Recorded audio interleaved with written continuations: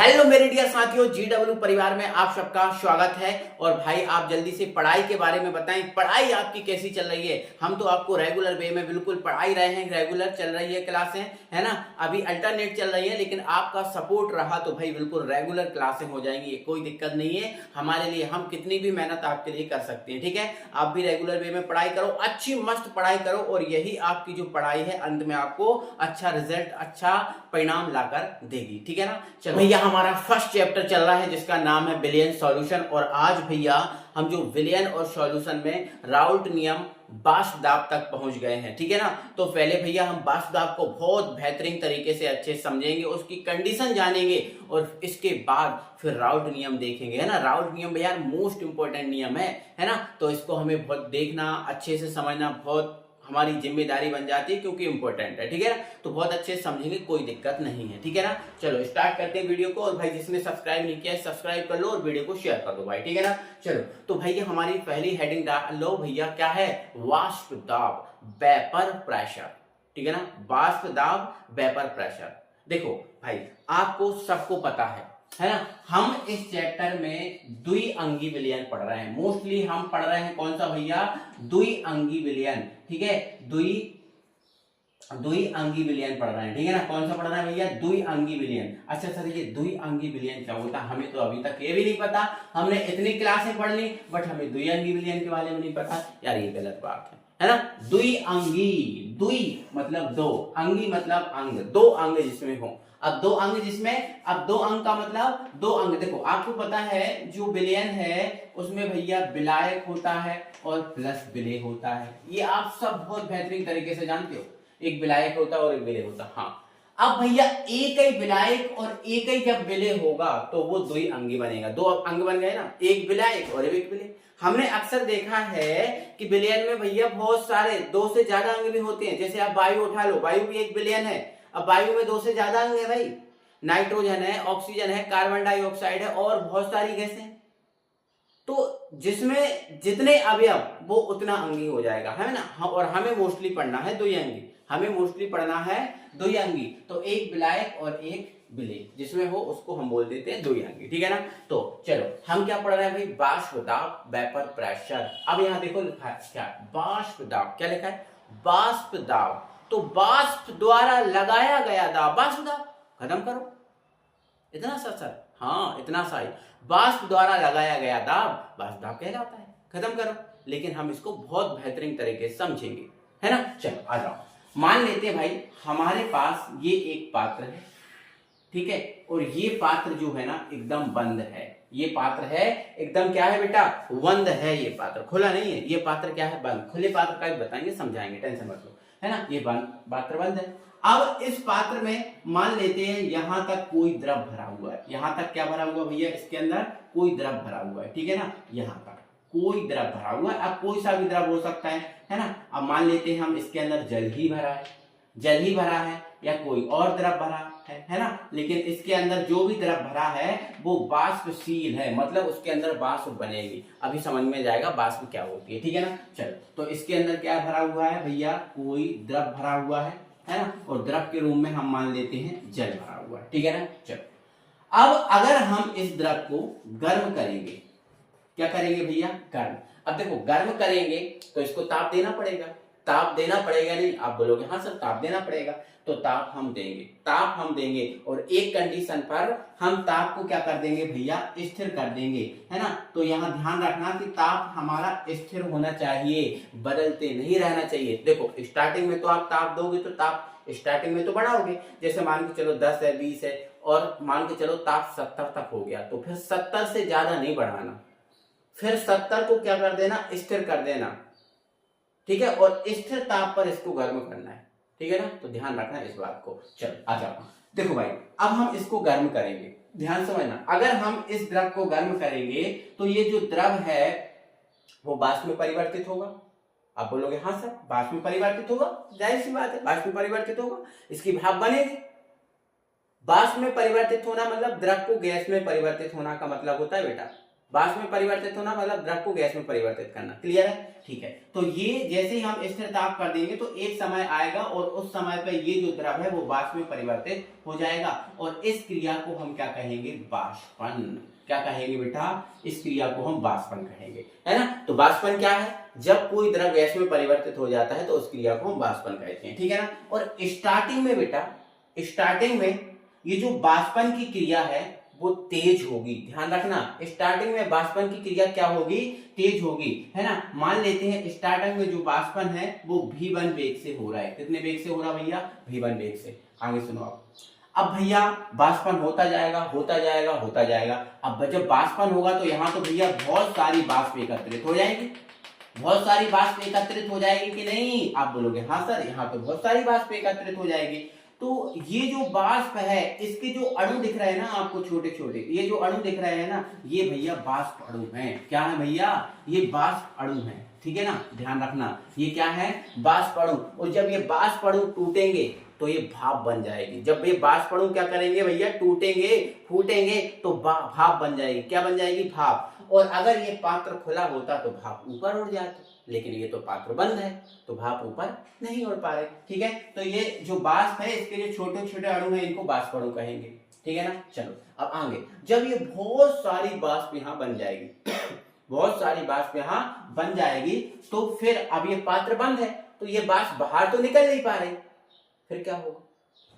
तो फिर क्या होगा बेटा? ये जो वाष्प है, ये जो वाष्प है वो पुनः द्रव में परिवर्तित होने लगेगी। आपको पता है कि वाष्प द्रव में परिवर्तित हो जाती है और किसी वाष्प का द्रव में परिवर्तन होना भैया संघनन कहलाता है। क्या कहलाता है? संघनन। तो ध्यान रखना, किसी गैस का या किसी वाष्प का द्रव में परिवर्तित होना संघनन कहलाता है।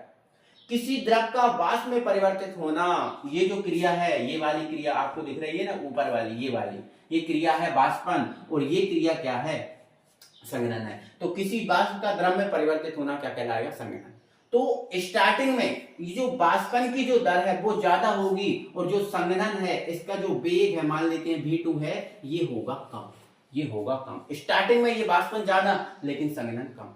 लेकिन जब यहाँ पूरा ही द्रव, इसका जो द्रव है वो पूरा ही द्रव वाष्प में परिवर्तित हो जाएगा तो यहाँ वाष्प की मात्रा ज्यादा हो जाएगी और जब वाष्प की मात्रा ज्यादा हो जाएगी तो संघनन की जो क्रिया है वो ज्यादा तेजी से होगी। संघनन की जो दर है वो बढ़ जाएगी और जब संघनन की दर बढ़ जाएगी और इसकी दर क्या हो जाएगी? घट जाएगी।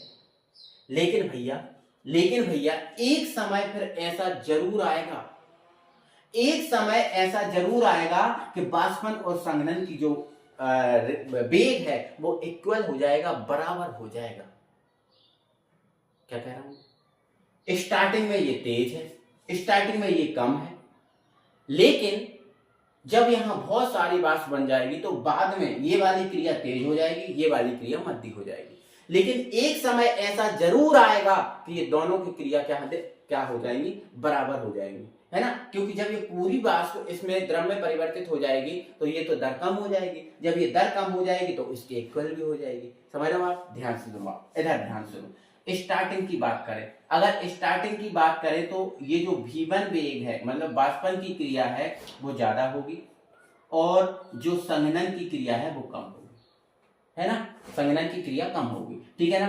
फिर एक समय ऐसा आएगा कि ये जो है, जो आपका जो वाष्पन है वो आपका कम होता जाएगा और ये जो है ना बढ़ता जाएगा, और एक समय ऐसा आएगा कि जो v1 है वो v2 के बराबर हो जाएगा। तो जब v1 v2 के बराबर हो जाएगा मेरे डियर साथियों, तो उस अवस्था को ध्यान से सुनना, उस अवस्था को मेरे डियर साथियों हम कहते हैं साम्य अवस्था। समझ रहे हो? Equilibrium state. ध्यान रखना। अब क्वेश्चन है कि साम्य अवस्था क्या है? साम्य अवस्था क्या है? तो आपने 11th में पढ़ा था साम्य अवस्था। जब अग्र और पश्च अभिक्रियाओं के वेग इक्वल हो जाए तो उसे साम्य अवस्था कहते हैं। तो भैया साम्य अवस्था यहां भी बन गई ना। अब जब ये साम्य अवस्था में ये वाली कंडीशन आ जाएगी मेरे डियर साथियों, तो साम्य अवस्था में अब हम साम्य अवस्था की बात कर रहे हैं, तो जब ये साम्य अवस्था में ये चीज आ जाएगी तो इस साम्य अवस्था में ये जो वाष्प है इधर भी दाब लगाएगी, इधर भी दाब लगाएगी। बोलो, इधर भी दाब, जहां उसको जगह मिलेगी भैया दाब उधर लगाएगी, ये दाब इधर भी लगाएगी। बोलो, लगाएगी कि नहीं? आप बोलोगे हाँ सर, यहाँ भी दाब लगेगा, हर एक जगह दाब लगेगा, जहां इसको जगह मिलेगी वहां दाब लगेगा। तो साम्य अवस्था में वाष्प अणुओं द्वारा जो दाब लगाया जाता है वही दाब वाष्प दाब कहलाता है। खत्म करो। चलो, समझाया मैंने, इतना समय लगा, लेकिन आप एक एक चीज समझ गए भाई, एक एक चीज। तो मैंने क्या बोला स्थिर ताप पर किसी द्रव की सतह के ऊपर, स्थिर ताप पर किसी द्रव की सतह के ऊपर साम्य अवस्था में उपस्थित वाष्प के अणुओं द्वारा लगाया गया दाब वाष्प दाब कहलाता है। क्या कहलाता है? वाष्प दाब कहलाता है। मुझे उम्मीद है मेरे सभी डियर साथियों को बहुत अच्छे से ये बात समझ में आ गई होगी, ठीक है ना। चलो, अच्छा, वाष्प दाब को सर व्यक्त किससे करेंगे? तो भाई वाष्प दाब को ना, तो इसे पी से ही व्यक्त करेंगे, तो इसे पी से व्यक्त करते हैं। ये बात क्लियर है? अब यहां ध्यान से सुनो, अब इसको अलग अलग टाइप से व्यक्त कर सकते हैं। कैसे सर? जैसे मान के चलो, अगर आपका देखो वाष्प दाब आपका क्या है? पी। वाष्प दाब को हम कैसे व्यक्त कर रहे हैं? पी से। अगर ये विलायक का वाष्प दाब है तो आप पीए से व्यक्त कर देना। अब ये एक एक चीज आपको समझ में आनी चाहिए और आपको नोट भी करना है ये चीज, वरना आप ये संकेतों में फंसोगे।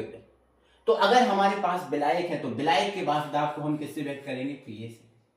अगर हमारे पास विलेय है तो विलेय के वाष्प दाब को हम किससे व्यक्त करेंगे भैया? पीवी से व्यक्त करेंगे। किससे व्यक्त करेंगे? पीवी से। आप चाहो तो अपन जैसे जो विलायक का वाष्प दाब है इसको P1 भी बोल सकते हैं, और जो विलेय का वाष्प दाब है इसको P2 भी बोल सकते हैं। कोई परेशानी, कोई दिक्कत नहीं है मेरे डियर साथियों। P1 P2 भी हो सकते हैं, विलायक का P1, विलेय का P2, ठीक है। अब एक और बात, अब मुझे आप इतना बताओ, शुद्ध विलायक क्या होता है? आप बोलोगे सर शुद्ध विलायक जो है ना, शुद्ध विलायक जल है ना, वो तो जल होता है, वो तो सर जल होता है शुद्ध विलायक। तो मेरे डियर साथियों अब याद रखना कि जो शुद्ध विलायक है इसके वाष्प दाब को हम P0 से व्यक्त करेंगे। ध्यान रखना, अगर नोट P के ऊपर नोट या किसी भी संख्या के ऊपर नोट लग गया ना, मतलब वो शुद्ध विलायक के लिए आ गई। वो बात किसके लिए हो गई बेटा? शुद्ध विलायक के लिए हो गई।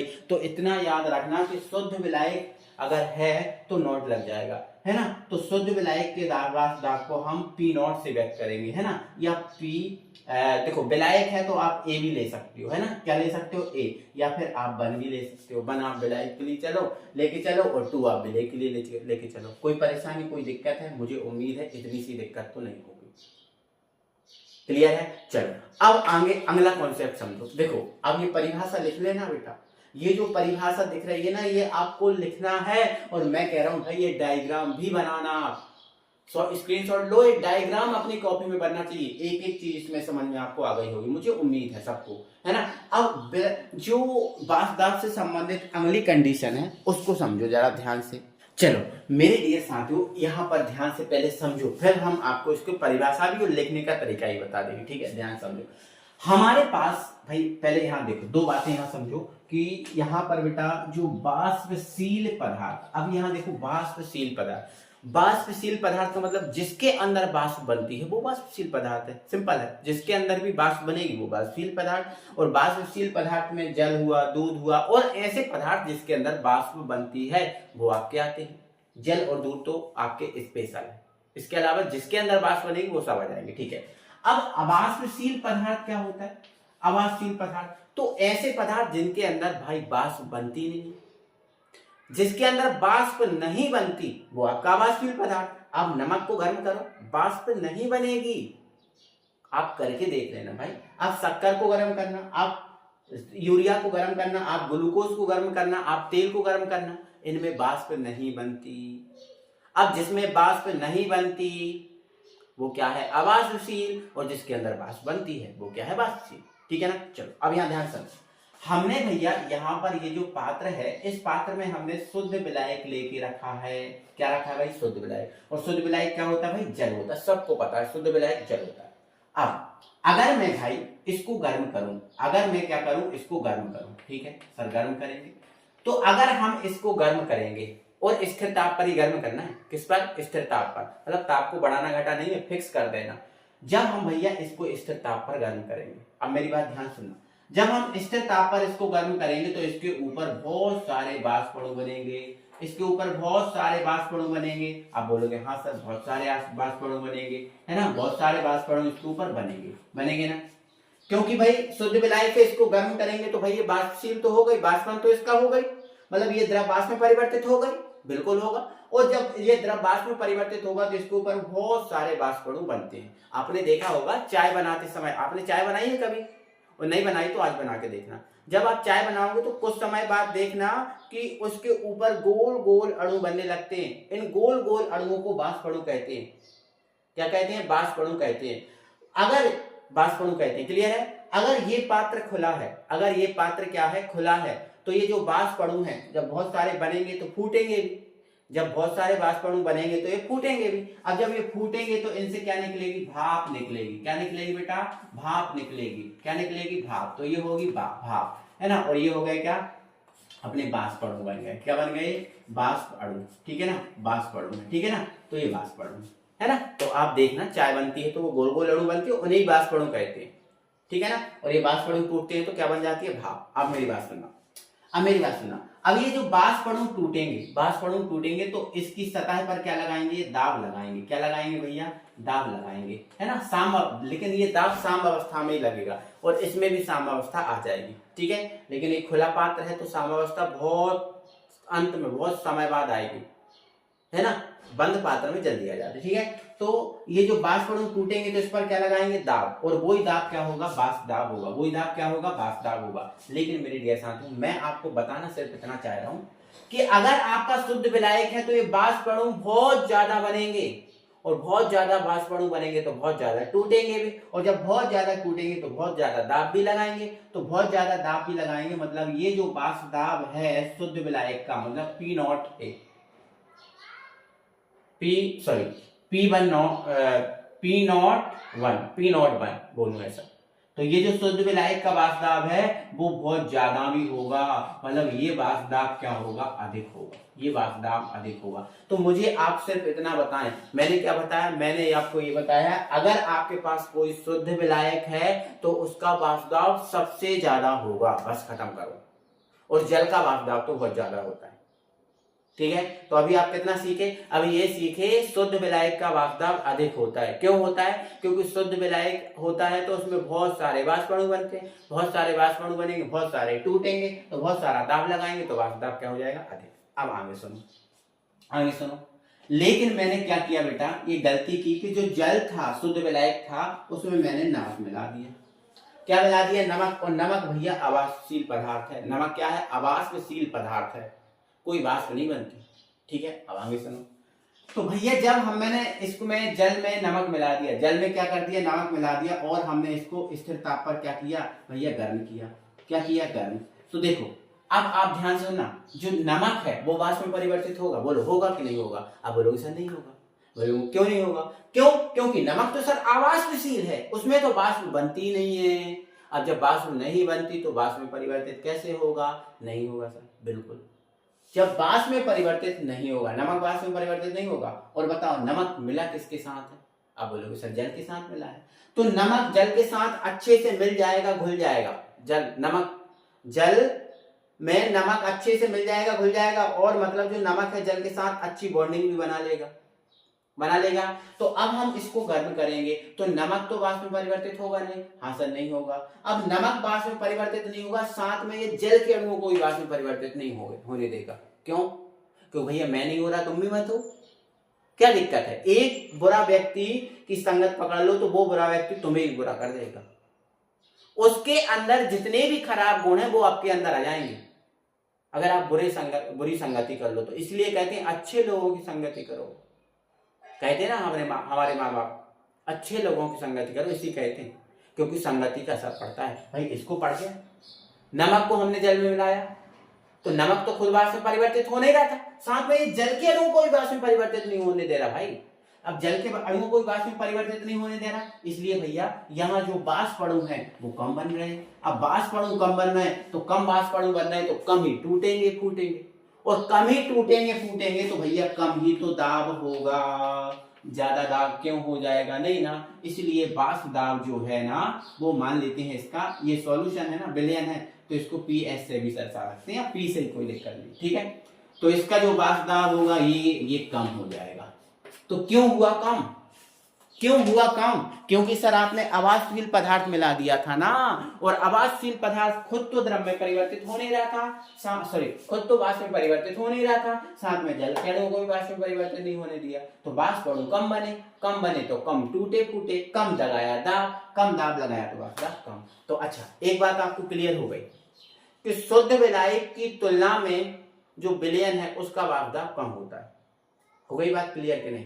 क्यों होता मैंने बता दी, ठीक है। तो शुद्ध विलायक का वाष्प दाब ज्यादा रहेगा और विलयन का वाष्प दाब कम रहेगा। क्यों रहेगा वो ही बता दिया मैंने, ठीक है ना। चलो अब हमारा क्वेश्चन ये है, शुद्ध विलायक जैसे जल में कोई अवाष्पशील विलेय जैसे नमक, शक्कर, कोई सा भी अवाष्पशील विलेय मिला दिया जाता है तो बने विलयन के वाष्प दाब में कमी हो जाती है, क्यों? आंसर आपको पता है, बिल्कुल। शुद्ध विलायक में जब कोई अवाष्पशील विलेय पदार्थ मिला दिया जाता है तो बने विलयन के वाष्प दाब में कमी हो जाती है। इसका कारण यह है कि अवाष्पशील विलेय जैसे नमक खुद तो वाष्प में परिवर्तित होता नहीं है, साथ में जल के अणुओं को भी वाष्प में परिवर्तित होने से रोकता है, फलस्वरूप जो वाष्प अणु कम बनते हैं, इसलिए वाष्प दाब कम हो जाता है ना। ये बात क्लियर हो गई आपको सबको, मुझे उम्मीद है ना, मुझे उम्मीद है सबको ये बात क्लियर हो गई। अब आप एक बात नोट लगा के देखो कि भैया ताप बढ़ाने पर बताओ वाष्प दाब बढ़ेगा या घटेगा? ताप बढ़ाने पर वाष्प दाब बढ़ेगा या घटेगा? तो आप बोलोगे सर ताप बढ़ाएंगे तो वाष्प दाब बढ़ेगा। मैं बोलूंगा क्यों? क्योंकि ताप बढ़ाओगे तो भैया वाष्पन की दर भी तो बढ़ेगी, और वाष्पन की दर बढ़ेगी मतलब वाष्प अणु ज्यादा बढ़ेंगे, और ज्यादा वाष्प अणु बनेंगे तो वाष्प दाब क्या होगा, बढ़ेगा, और भैया ताप घटाओगे तो वाष्प दाब क्या होगा, कम होगा, है ना। तो ये बात नोट करके लिख लेना कि ताप बढ़ाने पर वाष्प दाब बढ़ता है एवं ताप घटाने पर वाष्प दाब घटता है, नोट लगा के चीज लिख लेना। तो ये वाष्प दाब समझ गए, वाष्प दाब का क्या फंडा है टोटली समझ गए हो, है ना। और मुझे उम्मीद है कि आप ये डायग्राम भी आप अपनी कॉपी नोटबुक में आप बना लोगे, क्योंकि आप जब नोट पढ़ते हो ना तो ये डायग्राम वगैरह देखते हैं तो यार अच्छा लगता है ना। नोट्स भी परफेक्ट होते हैं, अलग अलग कलर पेन से बनाना है डायग्राम, मस्त बनाना, कोई दिक्कत नहीं, ठीक है ना। तो ये वाष्प दाब से संबंधित चीजें थी, आप समझ गए मुझे उम्मीद है ना। कब वाष्प दाब कम होता है, क्या वाष्पशील है, क्या अवाष्पशील है, ये सारी बातें क्लियर हो गई हैं। अब हम बढ़ते हैं बेटा राउल्ट नियम पर, और राउल्ट नियम को देखते हैं। तो भैया अब हम राउल्ट नियम पर आ चुके हैं, और राउल्ट नियम आप अच्छे से देखो, ध्यान से समझो। तो भैया जो राउल्ट नियम है इनका जो सही नाम है भैया वो है मार्ट राउल्ट। क्या है भैया? Mart Raoult. तो भैया जो राउल्ट महोदय है ना, इन राउल्ट महोदय ने यार कई विलयनों का अध्ययन किया, कई विलयनों का अध्ययन किया भैया, ऐसा कोई विलयन नहीं मिलेगा इनने उसका अध्ययन ना किया हो। अब भैया अध्ययन करते करते बहुत समय हो गया, बहुत समय बीत गया, और ये हर एक कॉन्सेप्ट हर एक चीज को जान चुके। तो फिर इन्होंने सन 1886 में, लगभग सन 1886 में एक नियम का प्रतिपादन कर दिया, और उस नियम, जब इन्होंने नियम का प्रतिपादन किया तो इस नियम में इन्होंने बोला कि जो भैया जो वाष्प दाब है, जो विलयन का वाष्प दाब है, जो विलयन का वाष्प दाब होता है वो मूल प्रभाज से संबंधित होता है, मतलब मूल प्रभाज या मूल अंश से संबंधित होता है। और इन्होंने जो मूल अंश है और वाष्प दाब है इसके बीच एक मात्रात्मक संबंध स्थापित कर दिया, और वही मात्रात्मक संबंध कहलाता है भैया क्या? राउल्ट नियम। क्या कहलाता है? राउल्ट नियम। तो ये वाली चीजें आपको पेपर में नहीं लिखनी होती, जो मैंने अभी ऊपर लिखी दिख रही है वो नहीं लिखनी पेपर में। पेपर में अगर राउल्ट नियम लिखो तो बस उसको लिखना है इधर से, इस नियम के अनुसार। वो तो मैंने समझाया, मैंने आपको बताया कि क्यों दिया ये नियम, दिया क्यों गया, ये बात है ना। लेकिन अभी आप नोट्स में सारी चीजें लिखना अच्छे से एडजस्ट करके समझ के, है ना। तो हो गया।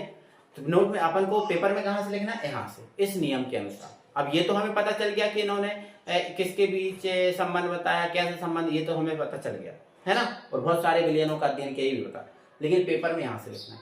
अब इस नियम के अनुसार सर होता क्या है? ये नियम क्या कहता है, किसके अकॉर्डिंग चलता है, तो पेपर में आपको यहां से लिखना है, तो लिखना है इस नियम के अनुसार वाष्पशील द्रवों के विलयन में, ध्यान रखना भैया, वाष्पशील द्रव का ही विलयन होना चाहिए, कोई अवाष्पशील द्रव का विलयन नहीं होना चाहिए। आपको विलयन बनाना है वाष्पशील द्रव में। अब विलय के रूप में उसमें अवाष्पशील पदार्थ आप डाल सकते हो, लेकिन आपका विलायक वाष्पशील ही होगा। ध्यान रखना, वाष्पशील द्रवों के विलयन में आपका जो विलायक है वो वाष्पशील होना चाहिए। वाष्पशील द्रवों के विलयन में प्रत्येक अवयव, अब विलयन में कितने अवयव होते हैं भाई, विलयन में तो दो ही अवयव होते हैं सर, एक विलायक और एक विलय। विलयन में कितने अवयव, दो, एक विलायक और एक विलय। तो प्रत्येक अवयव का आंशिक दाब, चाहे वो विलायक का हो चाहे वो विलय का हो, प्रत्येक अवयव का आंशिक दाब विलयन में उसके मूल प्रभाज के समानुपाती होता है। अगर विलायक का आंशिक दाब है तो विलायक के मूल प्रभाज के समानुपाती होगा, और विलय का आंशिक दाब है तो विलय के मूल प्रभाज के समानुपाती होगा, है ना, उसके मूल प्रभाज के समानुपाती होता है।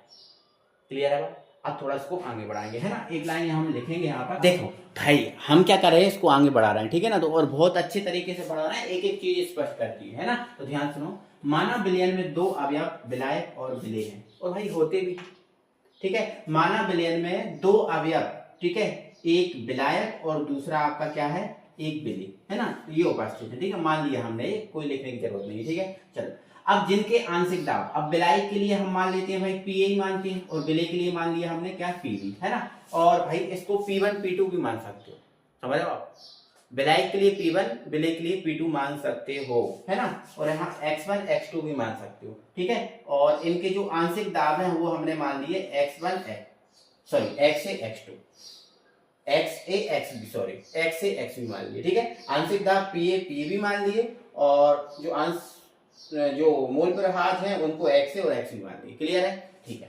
तब इस नियम के अनुसार क्या हो जाएगा, अगर हम भाई अब हम इस नियम के अनुसार जाएं तो इसमें क्या बोला गया है, आंशिक दाब उसके मूल प्रभाज के समानुपाती होता है। अगर हम ये बात विलायक के लिए लेके चलें, किसके लिए बेटा, विलायक के लिए, ठीक है ना, तो तब क्या हो जाएगा, तो भैया तब तो ये हो जाएगा PA समानुपाती X भी हो जाएगा, नो PA समानुपाती X से हो जाएगा। आप बोलोगे हाँ सर क्यों हो जाएगा, क्योंकि इसमें बोला गया है ना कि प्रत्येक अवयव का आंशिक दाब उसके मूल प्रभाज के समानुपाती होता है। अगर विलायक का आंशिक दाब ले रहे हैं तो विलायक के मूल प्रभाज के समानुपाती, और विलय का आंशिक दाब ले रहे हैं तो विलय के मूल प्रभाज के समानुपाती। क्लियर है बात? आप बोलोगे हाँ सर क्लियर है। अब आगे देखो, आप आगे देखो, अगर मैं भैया समानुपाती का चिन्ह हटाऊंगा तो आप बोलोगे सर एक नियतांक आएगा, आप बोलोगे हाँ सर, ठीक है, और ये रहा आपका X से, ये रहा आपका X से, तो PA बराबर भैया क्या आ गया, KXA आ गया। PA बराबर क्या आ गया बेटा, अब बोलोगे सर KXA आ गया, कोई दिक्कत तो नहीं है, कोई दिक्कत तो नहीं है। अब बोलोगे सर इतनी सी दिक्कत नहीं है, कैसी बात कर रहे हैं सर, बिल्कुल दिक्कत नहीं है। अब मेरी बात ध्यान सुनना, यहां से बेटा ये जो है ना, यहां से हम क्या करेंगे, इसको अप्लाई करेंगे। जब हम इसको अप्लाई करेंगे आगे जाके, तो भैया इसको हम शुद्ध विलायक के लिए लागू, इसको समीकरण 1 कर देना, ठीक है। तो यहाँ पर हम शुद्ध विलायक के लिए लागू करेंगे, ठीक है ना, तो शुद्ध विलायक के लिए जो हमने समीकरण 1 दिया है इसको हम शुद्ध विलायक के लिए लागू करेंगे, है ना। तो ध्यान रखना, अब इसको हम पूरा का पूरा शुद्ध कर देंगे। अभी ये अशुद्धता जिसमें जो भी हो, मुझे नहीं पता जो भी है अशुद्धता, लेकिन अब ये शुद्ध हो जाएगा, इतना जरूर पता है, क्योंकि हमने शुद्ध विलायक के लिए लागू कर दिया। शुद्ध विलायक क्या होता है, जल। अब यहाँ ध्यान से सुना मेरी बात, ये क्या है, आप बोलोगे सर विलायक का वाष्प, तो ये क्या है, अब बोलोगे सर विलायक का वाष्प। जब हम इसको शुद्ध विलायक के लिए लागू करेंगे तो ये जो PA है, मतलब जो विलायक का वाष्प दाब है, वो काय का वाष्प दाब बन जाएगा, शुद्ध विलायक का वाष्प दाब बन जाएगा। सर क्यों बन गया, भाई लिखा है ना शुद्ध विलायक के लिए लागू कर रहे हैं, तो जब शुद्ध विलायक के लिए लागू करेंगे तो विलायक का वाष्प दाब शुद्ध विलायक का वाष्प दाब बनेगा, बिल्कुल, है ना। तथा XA प्लस XB बराबर कितना होता है, आप बोलोगे सर 1 होता है। अब मुझे बताओ, शुद्ध विलायक है उसमें विलय होगा नहीं, जब विलय नहीं होगा तो विलय का मूल प्रभाज कहां से आया, आप बोलोगे सर नहीं आएगा, जब विलय है ही नहीं तो विलय का मूल प्रभाज नहीं आएगा, तो इसकी वैल्यू क्या रख दी जाएगी, 0। तो ये आपका 0 बराबर कितना आया, 1। तो XA का मान कितना आ गया, आप बोलोगे सर 1 आ गया, बहुत बढ़िया। तो ध्यान रखना, जब इसको शुद्ध विलायक के लिए लागू करेंगे तो विलायक का वाष्पदाब शुद्ध विलायक का वाष्पदाब बन जाएगा। और शुद्ध विलायक के लिए ध्यान रखना आज के बाद x बराबर 1 होता है। खत्म करो। शुद्ध विलायक के लिए x बराबर 1 होता है और x भी बराबर कितना होता है 0 अंडर। ध्यान रखना x बराबर 1 और x बराबर 0 शुद्ध विलायक के लिए। क्लियर हो गई बात? ठीक है। अब इन दोनों को मान को उठाकर समीकरण 1 में रख देंगे तो लिख देंगे भैया समीकरण 1 से, समीकरण 1 से रखो तो P a की जगह क्या हो जाएगा? अब बोलोगे सर P नॉट a हो जाएगा। ठीक है। K तो निकाल ही रहे हैं सर, K तो निकाल ही रहे हैं। x का मान कितना है? तो x का मान कितना हो जाएगा 1, मतलब K बराबर आपका आ गया P नॉट a। K बराबर भैया आपका P नॉट a आ गया। देखो हमने समीकरण 1 से किसका मान निकाल लिया? अब बोलोगे सर P नॉट a का, सॉरी K का मान निकाल लिया और K का मान आपका P नॉट a आ गया। अब जो हमारे पास बेटा K का मान आया है उसको भी उठा के हम कहां रख देंगे? समीकरण 1 में। किस में रख देंगे? समीकरण 1 में। तो आप यहां पर लिख देंगे K का मान समीकरण 1 में रखने पर, अच्छे से लिख देना। तो समीकरण 1 में जब हम K का मान रखेंगे तो ध्यान रखना ये तो आपका क्या है? PA है, लिखा रहने दो। अब K की जगह हम क्या रख देंगे? तो आप बोलोगे सर K की जगह P नॉट a रख दो, तो ये रख दिया हमने P नॉट a और ये क्या है? XA। तो ये आपका विलायक के लिए हो गया। ये आपका किसके लिए हो गया? विलायक के लिए हो गया। हो गया कि नहीं? हो गया कि नहीं? अब बोलोगे हाँ सर बहुत बहुत बहुत बढ़िया, एक एक चीज समझ में आ गया। अब यहाँ देखो ध्यान से, है ना, कुछ नहीं किया, ये थ्योरी लिखी थी उसमें हमने बस ये मान लिया कि दो अवयव हैं विलायक और विलेय, उनके आंशिक दाब P a और P b मान लिए और मूल अंश जो है ना x a और x b मान लिए। ठीक है। तो हमने लागू किया, हम विलायक के लिए लागू अगर कर रहे हैं तो P a समानुपाती x a हो जाएगा। समानुपाती हटाएंगे नियतांक आ जाएगा, इसको समीकरण 1 दे देंगे। इसको अगर हम शुद्ध विलायक के लिए लागू करेंगे तो P जो विलायक का वाष्पदाब है वो शुद्ध विलायक का वाष्पदाब बन जाएगा और जो शुद्ध विलायक के लिए लागू करोगे तो x a बराबर कितना आ जाएगा? 1 आ जाएगा। x a बराबर कितना आ जाएगा? 1 आ जाएगा। ठीक है ना। चलो समीकरण 1 में ये वैल्यू हम पुट करेंगे। जब हम ये वैल्यू पुट करेंगे तो K का मान जो है ना निकल के जाएगा और K का मान जो निकला है उसको पुनः समीकरण 1 में रख दिया तो P a देखो ज्यों का त्यों रहा, K की जगह P नॉट a रख दिया और ये x है ना, ये आपका राउल्ट नियम आ गया। तो अब आपको ध्यान रखना है कि राउल्ट नियम क्या होता है? P a बराबर P not a dot x a। P not a dot x a ये किसके लिए हुआ? विलायक के लिए। और अगर हम यही काम विलेय के लिए करते बेटा, अगर हम यही काम विलेय के लिए करते तो ये हमारा आता PB बराबर P not B dot XB। बोलो अगर विलेय के लिए करते तो यह जाता। तो ध्यान रखना विलेय के लिए राउल्ट नियम PB बराबर P not B dot XB होता है और विलायक के लिए PA बराबर P not A dot XA होता है। मुझे उम्मीद है मेरे डियर साथियों को सबको ये बहुत अच्छे तरीके से, अच्छे ढंग से ये बात समझ में आ गई होगी। अब बेटा हम थोड़ा सा एक फॉर्मूला निकालेंगे जो आपके न्यूमेरिकल में काम आ सकता है। ठीक है ना। एक अच्छा फॉर्मूला है, ध्यान सुनो। अब मेरे भाई आपने 11th क्लास में आंशिक डाल्टन का आंशिक दाब का नियम पढ़ा था। बोलो हाँ पढ़ा। अब बोलो हाँ सर पढ़ा। तो आंशिक दाब का नियम क्या कहता है कि जो अलग अलग दाब है वो कुल दाब के बराबर होता है। अगर किसी बंद पात्र में अलग अलग दाब लग रहे हैं तो इन सबको जोड़ दो तो एक कुल दाब मिल जाता है। आपने ऐसा पढ़ा था। आप बोलोगे हाँ सर पढ़ा था हमने ऐसा पढ़ा था सर, हमने ऐसा पढ़ा था। तो मान लेते हैं हमारे पास जो भी पात्र है, ठीक है, हमारे पास जो भी पात्र है उस पात्र में जो ये पात्र है, इस पात्र में एक दाब हमारे पास लग रहा है PA जो विलायक के लिए है और एक दाब इसमें लग रहा है PB जो विलेय के लिए है ना। तो जो अलग अलग दाब है वो कुल दाब के बराबर हो जाएगा। आप बोलोगे हाँ सर, मतलब आपका जो P है वो आपका PA प्लस PB के बराबर हो जाएगा। बिल्कुल हो जाएगा। आप बोलोगे हाँ सर बिल्कुल हो जाएगा। आप चाहे तो इनको P1 P2 कर सकते, कोई दिक्कत नहीं। अब मुझे बताओ यहाँ पर PA का मान कितना है? आप बोलोगे सर PA का मान हमने अभी आपने पढ़ाया P not A dot XA होता है। बिल्कुल है ना। अच्छा सर PB का मान कितना होता है? तो सर आपने पढ़ाया P not B dot XB होता है। अभी आपने पढ़ा, आपको हमें देर नहीं हुई, अभी आपने पढ़ाया हमें ये चीज। हाँ हम बोलेंगे हाँ सर बिल्कुल पढ़ाए है ना, अभी हमने आपको समझाया। अब यहाँ देखो, यहाँ पर देखना, यहाँ हम किंतु लगाएंगे है ना, क्या लगाएंगे? किंतु XA प्लस एक्स बराबर कितना होता है, आप बोलोगे सर 1। अगर मैं यहाँ से एक्स का मान निकालूं तो इसको इधर ले जाऊंगा, तो x से बराबर क्या हो जाएगा 1 माइनस एक्स। एक्स से बराबर क्या हो गया 1 माइनस एक्स, मतलब जो x से था हमने उसको b में परिवर्तित कर लिया।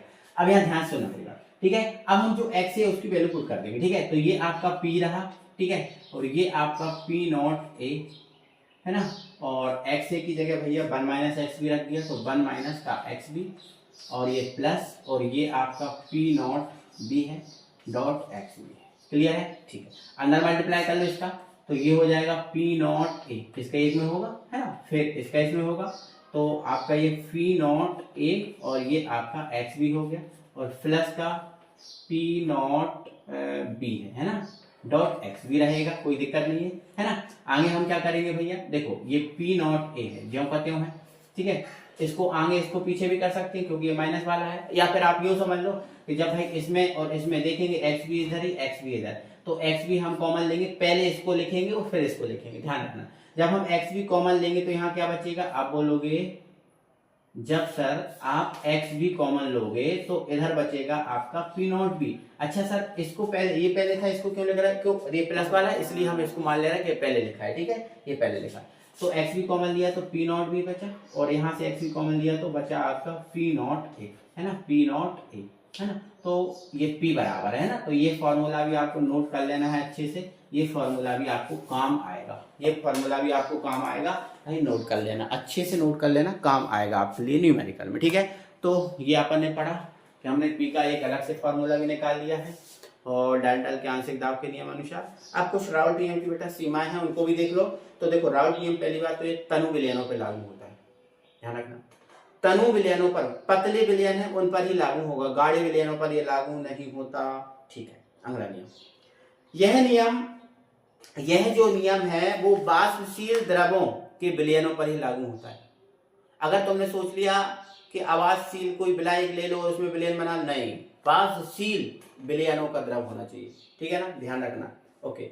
यह नियम ऐसे विलयनों पर भी लागू नहीं होता जिसमें विलय का संगुणन या वियोजन ना हो, मतलब जब आपने विलय मिलाया और वो विलय उस विलय के साथ मिले ही ना, उस विलय के साथ घुले ही ना, तो इन विलयनों पर भी लागू नहीं होगा। तो ये राउल्ट नियम की कुछ सीमाएं हैं, कुछ विशेष नहीं है, ठीक है। तो राउल्ट नियम हमारा कंप्लीटली होता है खत्म वाष्पदाब के साथ, है ना। अब अगला हमारा टॉपिक है अणुसंख्या गुणधर्म, जिसको अगली वीडियो में हम देखेंगे। बाय बाय, मिलते हैं भाई, लाइक और सब्सक्राइब करना ना भूलना।